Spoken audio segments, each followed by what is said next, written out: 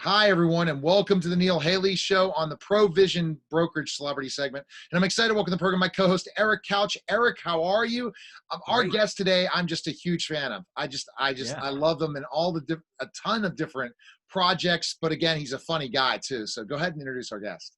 Okay, so today's guest he's wore a lot of hats, right? He's worked at a meat packing place. He's been a bouncer. He's been an ordained minister.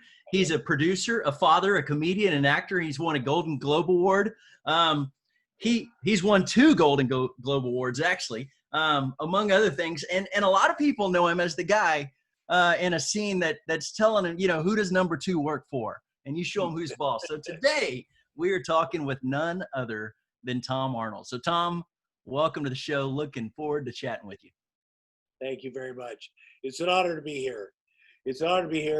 And as I was getting ready, this is a little microcosm of my life here.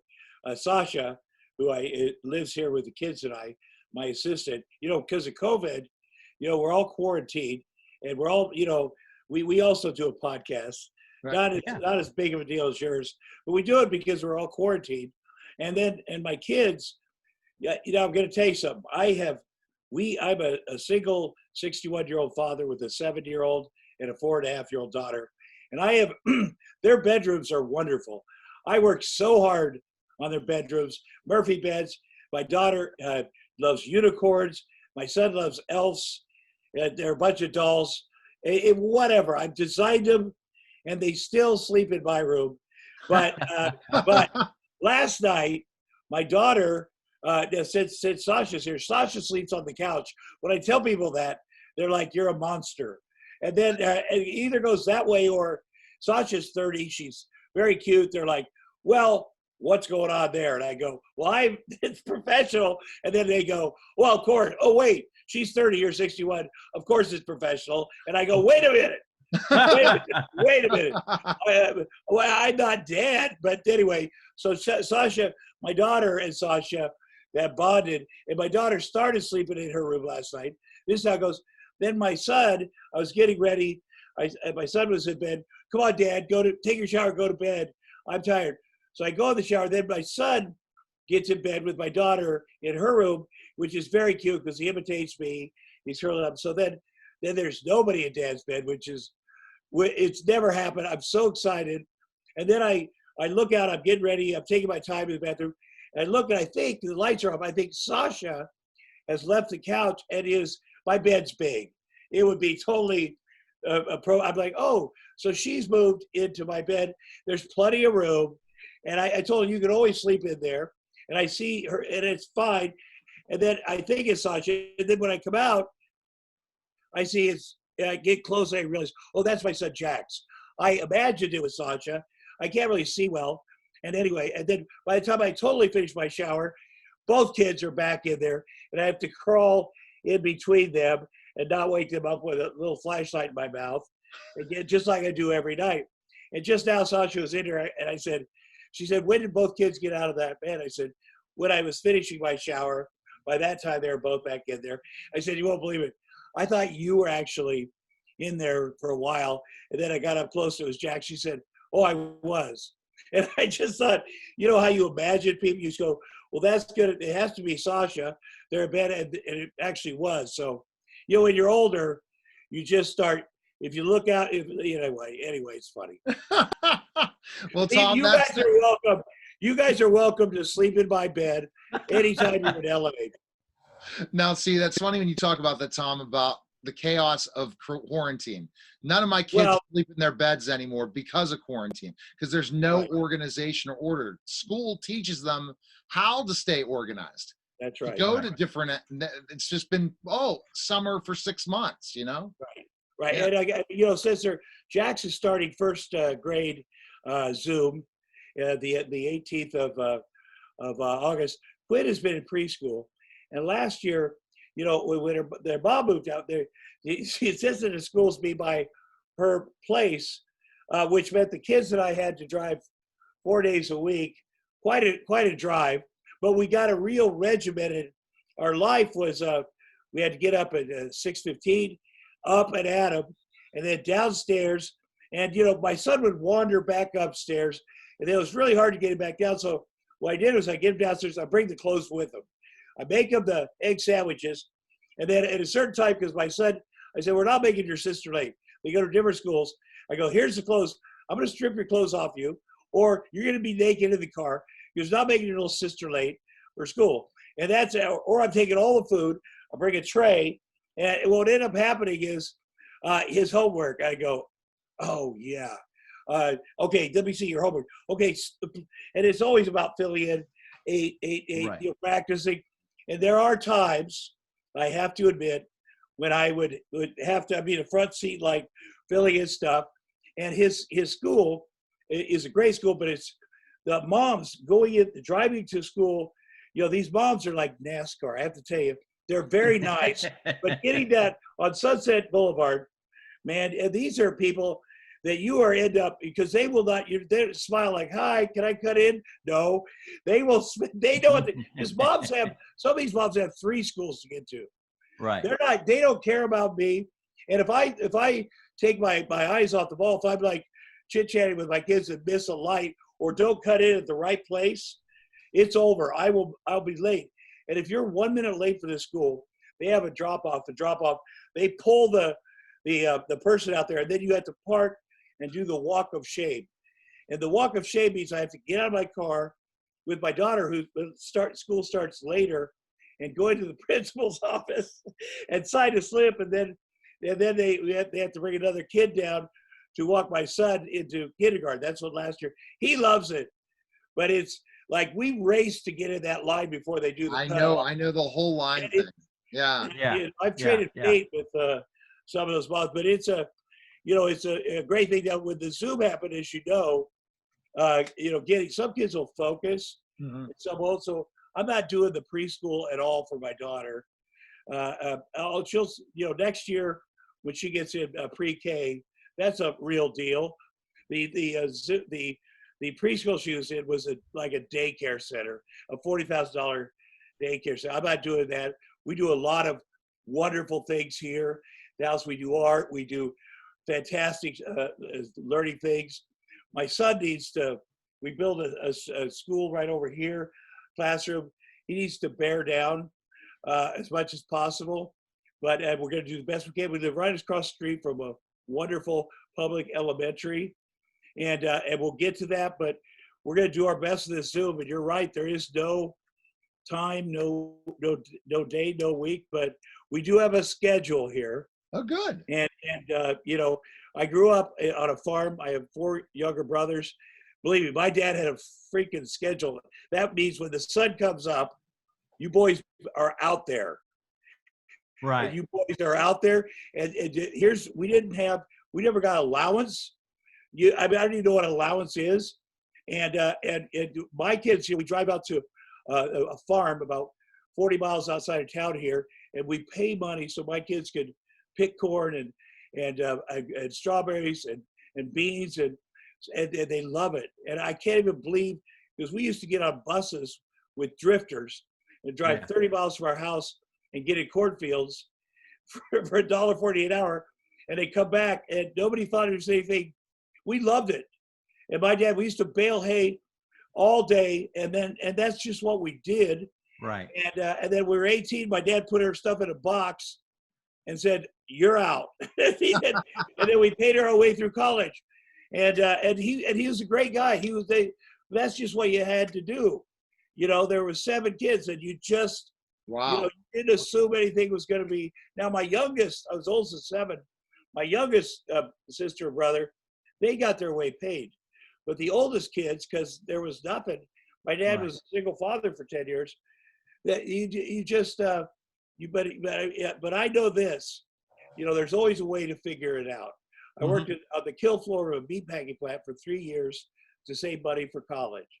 Now I don't want my kids to have to do that, but as that's anything else is gravy, right? So anyway, enough about me. All right, now Eric has a question, but it's great to hear all this family background, and Eric's liking this, to hear the stories of what a celebrity deals with in quarantine. So there you go. What we're like, I have stories where I guess when my kids don't sleep in their rooms, and I have 6 kids, Tom. So I know, Oh, and I'm at my mom's house because my office at home, forget about it. That won't be back. I won't be back in that office till those kids are back to school.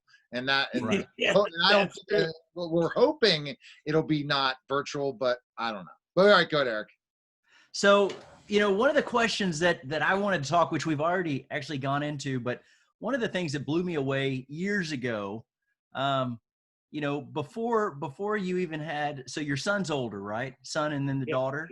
yeah. So Yeah. you were what, 55 years old when they were 54. born, 54, and you lost 100 pounds because you wanted to be around to be I a dad did. for him. Yeah. Tell me about Yeah. that journey, because that's a lot of people struggle with that, but to do that, to say, you know what, I'm going to be a dad, and this is a big deal. Yeah. Well, I mean, I always said I wanted to be a dad, and when I was working at Hormel at the meatpacking plant, my girlfriend, who's still in high school, I was 18, and she thought she was pregnant, and I was like, well, that's it. I'm going to be a dad. And I also thought, well, that's how people work here. My grandpa had worked there 50 years. We're Jewish, and we're from a small town in Iowa. There's only 4 Jewish families, and I worked at a pork processing plant. And that's just what we did. And some people were in the garment business, but you did that was the best job in town. It was a good job. And I knew I wanted to do something different, not because I was Jewish, but I wanted to do something outside of this. And there are people that loved working there because they loved it, and there were couples. And I was like, how could I love working here? And my girlfriend said she was going to have a pregnant. I was like, well, that's how you do it. You have a family. And you go, I work here and I have a family. And I always wanted a family. And then it turned out she was not telling the truth. And then I was like, after I had to go tell her dad this big 6'7" farmer who from Missouri who wanted to kill me. And then it turned, but I thought, and I was also relieved because I said, whoa, I was close to working here forever. There's something outside of here. But I think about what kind of dad I would have been then. My dad was 18 when he had me. He did his best. My mom was 16 and she was gone. So my dad, when he was 22, he had a 4-year-old, a 3-year-old, and a 1-year-old. Now, he did a sterling job. I had 2 grandmothers who were like mothers and who were just on me, just so much love. My one grandmother was, she ironed my dad's underwear until he got out of high school. That's who she was. And she was, I didn't miss out on anything. She was amazing. And my other grandmother loved everything I did. And you can always tell when people want to be around kids. Right. Kids tell it. They're like, this person enjoys me. And so I got a lot of love. But the father I would have been at 18, I was a crazy person, and fighting and getting arrested and drinking.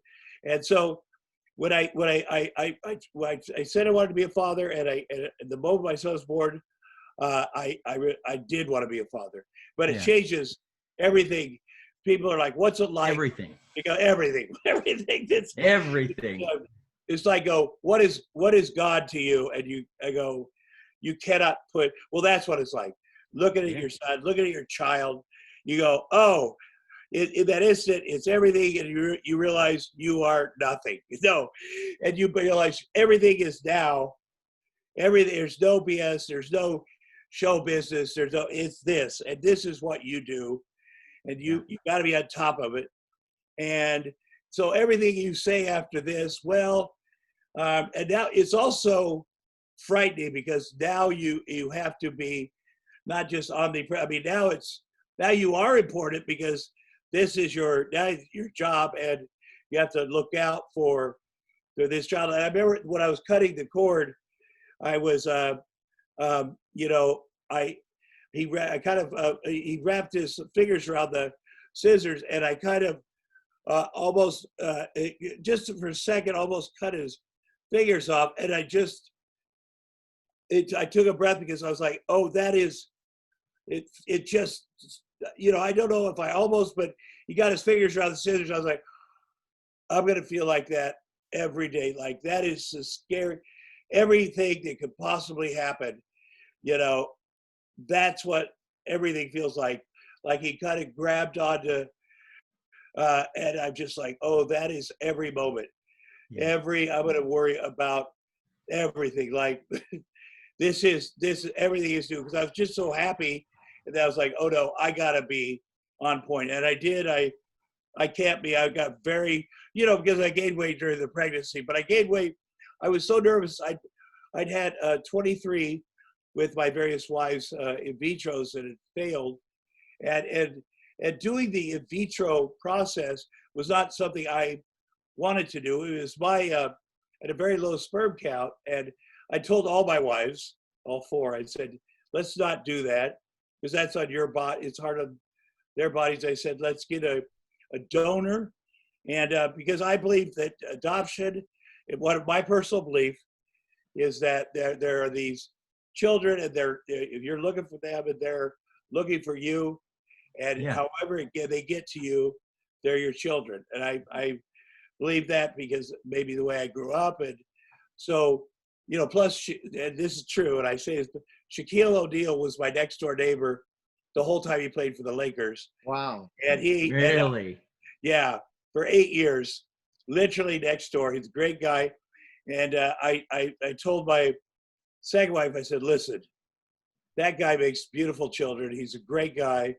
When I grew up in Iowa, if you wanted to borrow a cup of sugar from your next door neighbor, knock on their doors and bark. I said, it's time to get a cup of Shaq. Like, I was serious. Like, but you do think like, how I don't want my wives to suffer, because it is, and it's also something that works for a little bit sometimes, and then it doesn't. It's so disappointing. It's so hard on a marriage, but all three of my first ex-wives tried it. Roseanne, Julie, Shelby, and then at the end of the marriage, we tried adoption, which it got, but each adoption got to a point where we had this child you could have, and this child, and it was funny. We went to this adoption lawyer who my friend Sharon Stoner recommended, and adoption can take a long time, which is good. And he was like, I get this baby for you in 45 minutes. And they have a little picture of this little beautiful newborn baby. There's a 15-year-old had this baby in Wisconsin. It could be yours. And you look at that baby, this really happened. It happened with Roseanne. And where you look at that baby and you think, okay, the in vitro thing was so stressful that you could see why our marriage was stressed out. And having a baby the natural way, they bring that baby into the world with a marriage, with a stressed out marriage. Yeah, that's, everything. But this baby here has options. And that's why Roseanne and I like, does our marriage, do we deserve this baby? That's what you really ask us. Look at that baby. Are we good enough for that baby? And that's when we said, no, we got to get a divorce, because we're not good enough for that. We're not going to bring that baby into this. And so that we got a divorce, and then Roseanne had a baby the natural way with her next husband, which I was so grateful for. In fact, all three of my ex-wives did, and I was relieved. I was relieved because, I want them to be happy. Right. I know, that everything worked. You just want people to move on and be happy, and make sure that everything works after you're out of there. And so I was very relieved. So with my fourth wife, I didn't want to do it this way, and then she insisted, and hey Sonny, and then just got very glad. Jaxie. I finally know what the slime does. Okay, hold on. AC. Okay. We got a dog. We've finally adopted. We've been trying to adopt for this wonderful rescue, and they checked out our house. They checked out us. And last night we went and picked up our puppy, and I tell the kids, just like Jackson's mom and I left the house one day, and it was the two of us, and we came back and we had Jax, and it was first night he was like like we didn't know what to do, and there he was. And then a couple years later, his mom and I went to the hospital, and I came back, got Jack's. And I have this video where I took him down to the hospital and we got his sister. Do you remember that, son? Yeah. And then last night, as we were driving out to the foster family to get the dog, I said, well, now it's you and I are leaving. And then it's like, how many people are in the, they got an argument about how many different people. He thinks the dog in his mom's house is part of anyway, but it's like that, so remember, we never had a dog together here, and the dog's like such a big deal. We're so excited. So yeah, anyway, got very lucky on this one, and so I lost 100 pounds, and but now we're all working on this, but being healthy, is got to be alive for these kids, right, Sonny?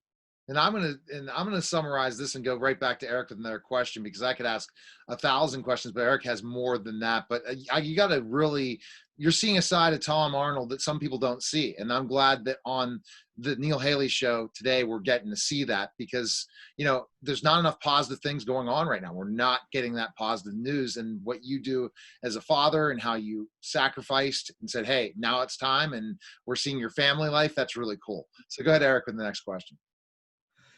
So, yeah, and I just acknowledge that as well. I'm a father of 2, and we've got a son who's about to be 17 and a daughter who's 15 now. And I mean, from the moment they were born, it was just, this is what I waited for, right?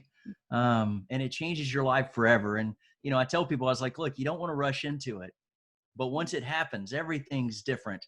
But it's so much better. And you had even reference where it changes your perception of life. It changes your perception of the direction you're going. It changes your perception of God, because you look at your child and you're like, they're like, when they mess up, you finally understand. It's like, no, there's nothing you can do that would make me love you any less. That's right. Like literally, yeah, I love you with every being of my core. Zero. Yeah. And it's like, but when you're before that, you can go, how could a God love me? But then when you become a father, you're like, oh yeah, I get it. Yeah. It changes. When we talk about that a lot, they ask me about God because we're Jewish. So, sister asked me now, what about Jesus? I say, well, Jesus was a great man. He was Jewish, and I say, because God, God, and I said, by the way, you were with God, and then just like I was, and then your mom was. I grew up here, and I was born. I was looking for you guys. We knew the whole thing, and then your mom was born. And she was looking for you guys, and then we met so we could find you guys. So we got Jackson, and the 3 of us.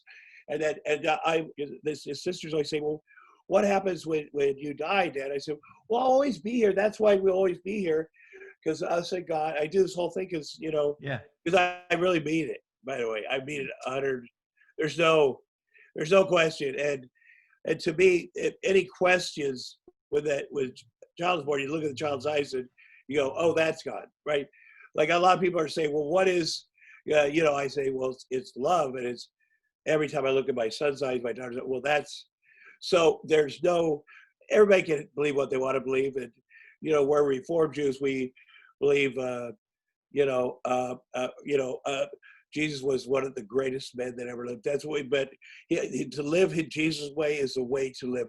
Everything you read about Jesus, every scripture, the greatest man. And of course, he's the Son of God, because we all are.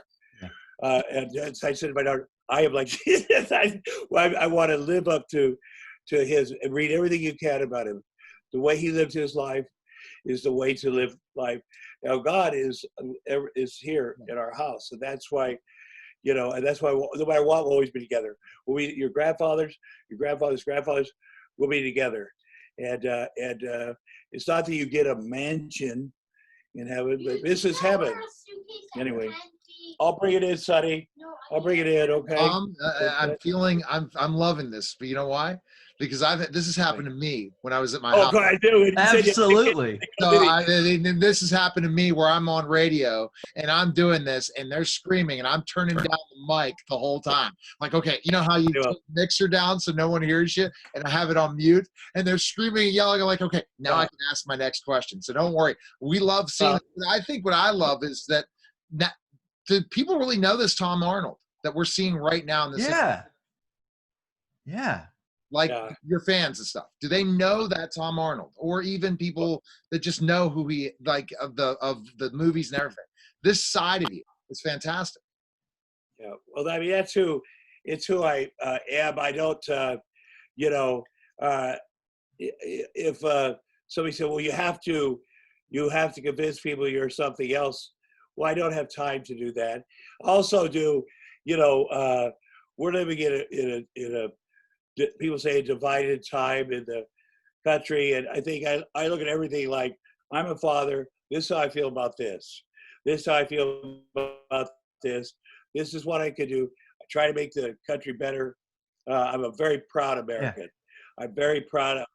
I'm a citizen of the United States of America. I have certain obligations as a citizen, and I'm not afraid of anybody or anything. I need to make the country and the world as good as I can for my children's future. And, sometimes you have to stand up for what you believe in. And I have different ways of doing that. And, but this is who I am. I also will answer every question my kids have. We also celebrate Christmas hard here. The blow-ups we do them at all the, all of our neighbors in our last house were, obviously they're Jewish, but a lot of people from Iran and we blow it up. And Santa Claus we celebrate every holiday that is food and fun related. My son collects, he has a shed full of Christmas ornaments. Now that's a different, Santa is just good. And between us, Hanukkah has no good songs. And we celebrate Hanukkah, but it's not as fun. But Christmas, the spirit of Christmas is such a great spirit. And we celebrate right after Halloween. We start putting up lights. There's actually Christmas lights in the back here. But it's something that's kept me and the kids. We've gone through some dark times. The kids went through a divorce, and they living in the house with me, and it was got a little I know from being a child of divorce, they needed something that was consistent and they could hold on to, and Christmas. Who doesn't love Christmas and the stories of Christmas? And my son captured Santa coming, and he captured a lot of his video stuff, and the Christmas, and then the elves, and the Christmas elves. There's books about it and what they do, and the reindeers, and every night, and we just built this collection because the stories are so good. And then figure out how Santa gets to all the places, how they started studying geography and space travel, and the world, and Amazon does. Somehow Amazon gets to all these places. And we ended up recreating the moon landing, the 50th anniversary last summer, with their drones. They met Michael Collins and Buzz Aldrin, because they were out in Pasadena on the day of the 50th anniversary. When I was a kid, that was a huge day. And for my kids, we put up on social media, part of it, but to recreate the actual, and Michael Collins told my son how it was to fly my kids make some pretty awesome, they're smarter than I, for sure, than I was their age. And technically how he had to land, and also that camera drone, it flies over our neighbor. We have I have some very cute neighbors, and I'm single now. Anyway, they fly over their places, but so to recreate that, have these guys, my kids have no idea that these are the guys, that it is, but the science of what kind of rocks to land on, and then how long. We literally, at the 50th anniversary, recreated. And to me, that was, we do stuff like that, but the Christmas thing, we do it. We have 4 Christmas trees. One's up already. We have the stockings. They do. Some have the Stars of David. And but Wow. it's the spirit of Christmas, of celebration, of what Santa Claus represents. And I don't even know, it's just this of giving and being of service. You know, I have a very famous heart camp, the biggest heart camp in America for kids with heart defects. And from day one, my kids have, you know, and Arnold Schwarzenegger and I, my buddy, my son loves him. We give out 10,000 Christmas gifts to kids. That's Arnold. I don't know why we're cowboys. We have a thing called After School All Stars, and we give out 10,000 Christmas gifts every Christmas to kids, and a lot of it's an early gift, and that's it's a terrible shame that a kid. How can that be? Yeah. You know, how is that? And the kids have to get their only Christmas gifts from Arnold Schwarzenegger and me for the last 25 years I've been doing it, but we have to change something. But Arnold was the first guy that came into the delivery room. I mean, if you're Arnold Schwarzenegger, apparently you can walk into a delivery room. Probably. He held Jax, and Jax, you know, has gone to his house, and my kids have learned, you know, by watching movies and you know, seeing Arnold when he was Conan, and then they were like, why is he younger? You know, why is he old now? Why is that the same person? Right. You know, not through mine, because I don't say watch my movies, but through my friends. Like, how does that work? And how is somebody's face, you know, get stuck by a bee, and then and so we've rebuilt. I showed them prosthetics, and because it's or Dad, why do you have a family in this movie? And you know, and so through this kind of stuff, you know, and my son has a giant poster of Arnold in his bedroom, not of Tom Arnold, but of this guy. Cool. But you know, that they're real people. Yeah. Who then say, well, this is a real job we do, and a makeup person does this. And my daughter's very interested in that, and then my son's interested in the technology of the camera technology, the new technology, how it's all on a board and stuff I never learned. So a couple guys are you know, you on your iPad you could do crazy stuff. So oh, wow. you know, you learn stuff, and you know, but we make the most of every day. Well, it sounds like you do have to have rules, and you know, we live in a very nice family neighborhood right now where everyone looks out for each other. We got a fireman that just retired a couple doors down. Everyone knows who we are here. This is the first time ever. We do have a good security system, and you know, a little, you know, we aren't like out. You know, everybody would go out and we walk on everybody knows we're part of the neighborhood watch. Yeah. We have a lady across the street, the older lady. She's probably not that much older than me. She's in charge of it, and the incidents we have had where mom has shown up and whatever, the neighbors all come out. They walk their dogs at the same time, so it calms it down, and they love the kids. And you don't, where we lived before in Beverly Hills, and we're not that far from Beverly Hills, but that we had gates that were so high that we didn't even know the neighbors. Oh. So it was here.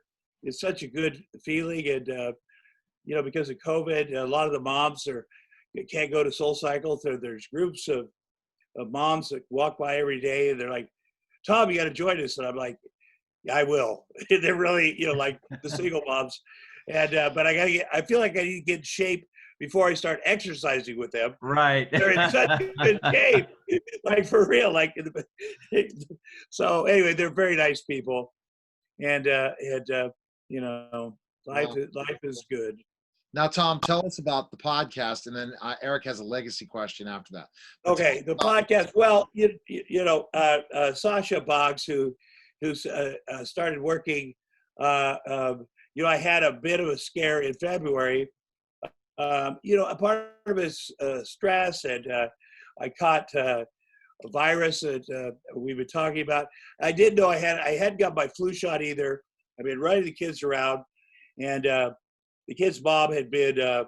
We weren't sure where she was, and we just moved out of our house and moved into a guest house even farther away. So school was, and then I believe my ex-father-in-law had got sick, And I didn't have the details, and then Mom showed up to take them to Arizona, and I'm like, oh, and my lawyer said, well, you have to let her because Dad is sick, and didn't feel right. But anyway, I put him in her car. The next day, I'm at that guest house.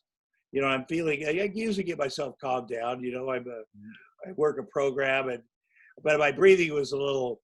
I didn't panic. Like usually, I calm myself down and go to sleep. But this night, I thought I probably shouldn't go to sleep. And so I thought I'll drive myself to UCLA. And I thought, well, maybe I'll just call an ambulance, because when you're dad, you do have responsibilities. Right. Like I did the way I lived as a single or a young man or, before I had kids was like, let's see what happens. But I called the ambulance and got in. And then by the time I got in, the next day I had a massive organ failure. Oh, no. And so I was on an ECMO machine, which is heart, lung, and my kidneys shut down, and I was on a ventilator. And by the grace of God, and the fact that my heart camp is most of the people are at UCLA, and I know so many people. I'm also a bone marrow donor, and they know what's inside of my body. I just had a heart stress test. They have the inner workings of my body they're very familiar with, and all these great cardiologists are there. Hi, honey. But they came to my rescue, and I once I came to, I said, what happened? They said, well, this is what happened. I said, what are these machines? And well, this is the ECMO. These. I said, well, how do I get these machines off of me? Because the people actually that were working on me were like, your life is never gonna, they thought I was gonna die, of course, first, and then it's changed forever. There's no more, I got the idea that you're never gonna be able to be with the kids by yourself. It's gonna be, you're gonna go from here to a rehab facility. You're gonna be slow. You aren't gonna be able to exercise or walk around. And I was like, well, that won't do. And then my friends who are these great cardiologists and know me very well, they came down and said, there's no way that you are such a bad patient. We don't want you around this hospital. You're going to give us a bad name. We're going to help you. And I said, what numbers do I have to hit to get this? Because all the numbers are on there. They check out, they said, here's the numbers you have to hit to get off this machine, that machine, and that machine. And every day I worked on, I just said, okay, I'm going to do this. And then every day when the experts of the lung person, the heart person, I improved, and they would be surprised. And then one machine at a time, I got them off. And I ended up walking out of there after 2 weeks, which is shocking. I went home, we got a place to, me and the kids, I got the kids back, which was a funny story. And but I got them back, and I had a nurse for a couple of days, and I know everybody says it's a miracle, but it was a miracle. And I got them back, and then I'm at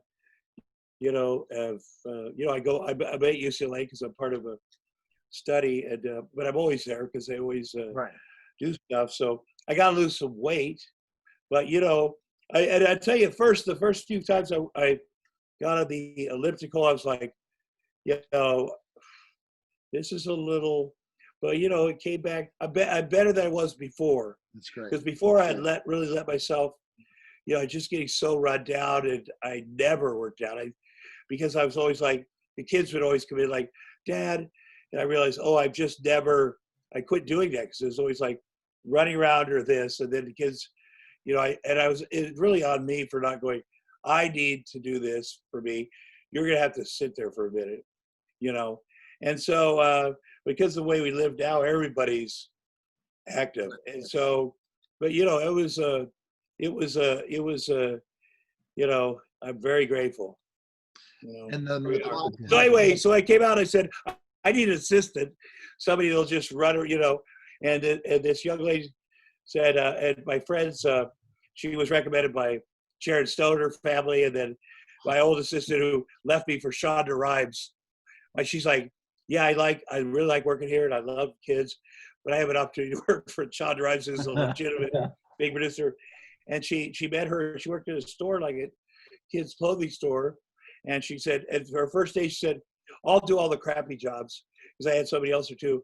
I'll run all the errands, I'll do all the crappy jobs. I was like, that, because nobody says that in this town. Let me tell you that. Right. Here's what I'm going to do.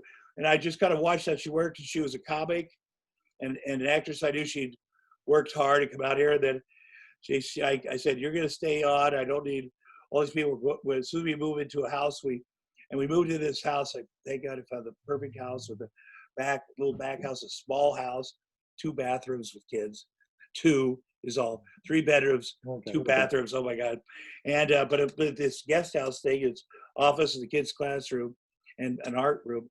And we moved in the day the mayor shut that. The mayor, by the way, of LA, Right. Eric Garcetti, got married in my house, where I know him and the governor very well, and he's doing a great job. But I said, when are you shutting the town down? He goes, Monday. I go, I am. So the trucks came in the morning, dumped all my stuff from a big house here. And so I had to figure out, what am I going to keep? What am I donating right now? You know how it feels good to get rid of stuff, right? Yeah. And so I've been getting rid of stuff, trunks of stuff. And then got in this place. It felt good. And then, you know, I saw that she would be working here, working long hours, to drive to Koreatown, which is unsafe with Sasha, I'm talking about you, how you got here, with a roommate, this guy, nice guy, an actor, but he didn't let her, it was a studio apartment, right? Yeah. And there's one parking place and he wouldn't let her park. Like, she had to go out on the street, and she'd leave here after dark during COVID. I was like, well, that's not, and I talk to her parents all the time in North Carolina. They're actually younger than me. And I was like, if I had a daughter and she was working, I'd be freaking out. So one time she's very tired. She said, do you mind if I sleep on the couch? And I go, of course I don't mind. I tell Rosa, who works here too, you always sleep on the couch. Everybody can always, and then I was like, you gotta always sleep on the couch, anytime. And so then she started doing, it's insane. First of all, that guy, I'm gonna go down there and talk to that guy that will lay sleep on. And then my kids went there one time, they're like, yeah, it's bad. And so anyway, then she started beating her, and then I said, did you have a podcast? I started paying attention to her work. Very funny comic. I said, let's do a podcast in between all this stuff about this. I'd love to do something creative. And so we just started doing it for nobody. You're like, put it up. How do you put up on the iTunes or something? And then these people contacted us from a real podcast company, network. Yeah. And we really want to do it. And nobody's really adding to their stable of shows right now, which is, I said, why do you want to do it? I don't want to just do it. They said, we like the chemistry. It's unusual because she's from such a different generation. You guys talk about everything.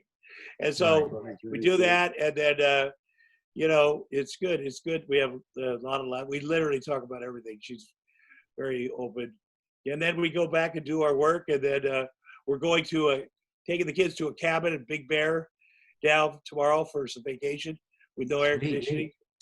You know. All right. And what's the podcast name? And then it's called Two in the Bush.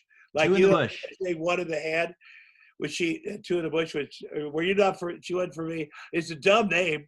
Why do we have that name? You didn't like anything else. I didn't like anything else. But there's a million things she hasn't heard of.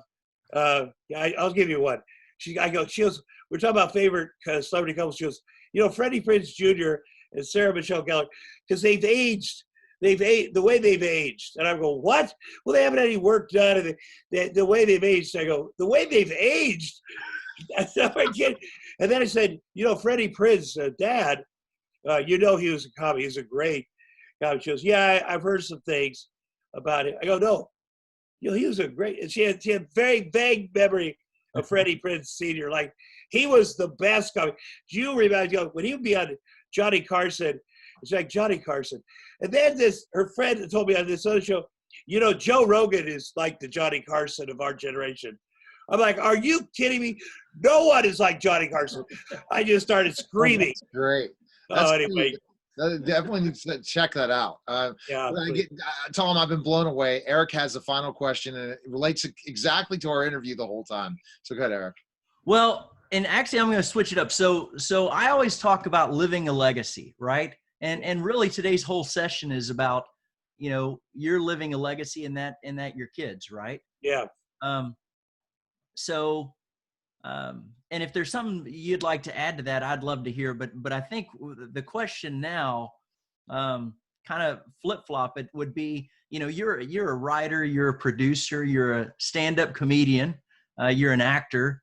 Apparently, you've been friends with Michael Jackson because you both caught on fire. I've had dinner with him. Yes, that's it. And Sylvester Stallone and Schwarzenegger and Bernie Mac and all these people. So if as a writer, as a producer, as an actor, as a comedian, if you could write a scene and pick one actor, who would you, and maybe we narrow it down to someone you've acted with before, but that's up to you. What would you think would be just a really funny scene to write about? And who would you pick? A funny scene from my life, or just a funny scene? Just as a writer, comedian. A funny scene. I don't know if you know who this is, but Maggie Gyllenhaal is a really great actress, and I'd done a movie called Happy Endings with her that was a really great, and she played my girlfriend. She was younger, and my son was Jason Ritter, who the beloved John Ritter, who's a friend, who is his son, and I loved working with her. She's so good, and she's Jake Gyllenhaal's sister. I like him a lot too. Anyway, we were on our way to New York to this film festival, and we were sitting in the front row of first class, and Daniel Day-Lewis is the actor that all actors look up to as the greatest actor. He played Lincoln, he played all these great, Daniel Day-Lewis. He's an actor's actor, and when he hits a role, we're told he becomes that person. You can't talk to him because he's in that character.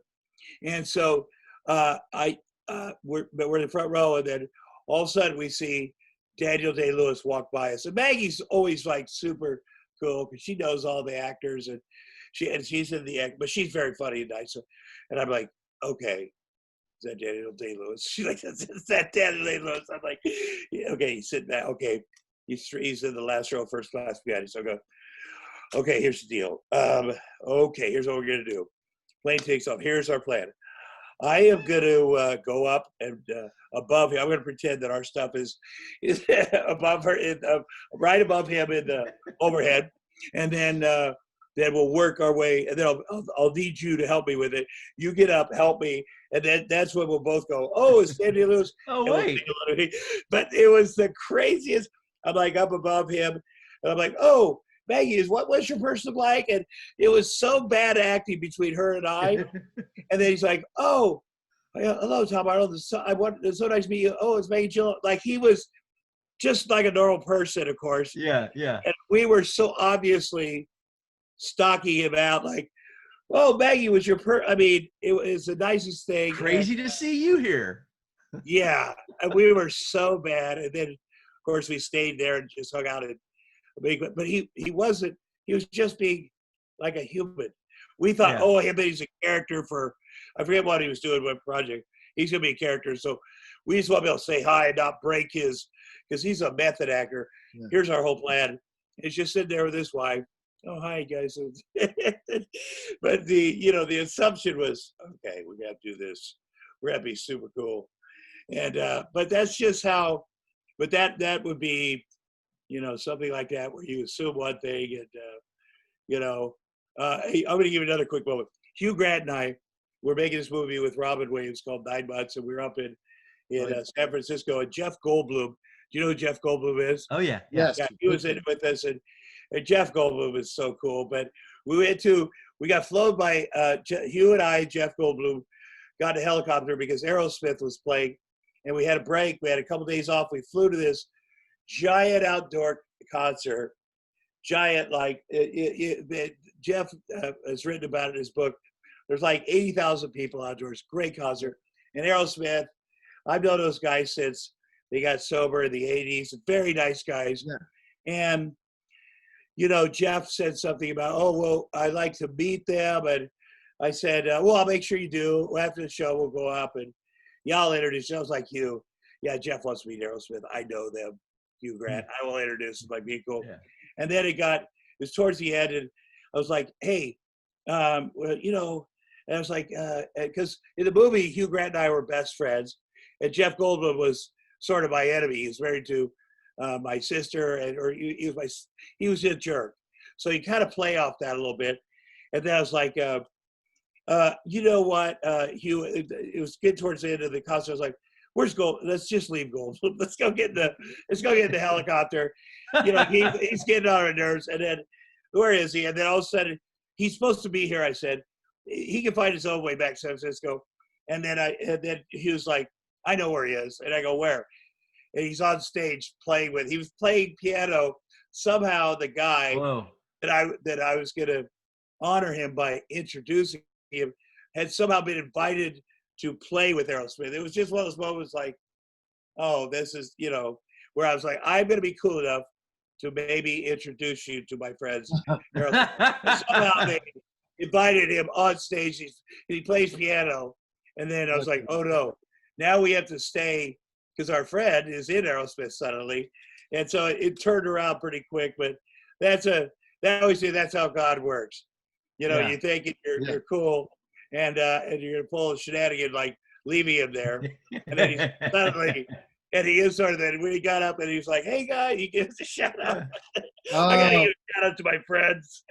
I don't know. That's it. That's always funny. Those losers down there that are watching me. Yeah, exactly.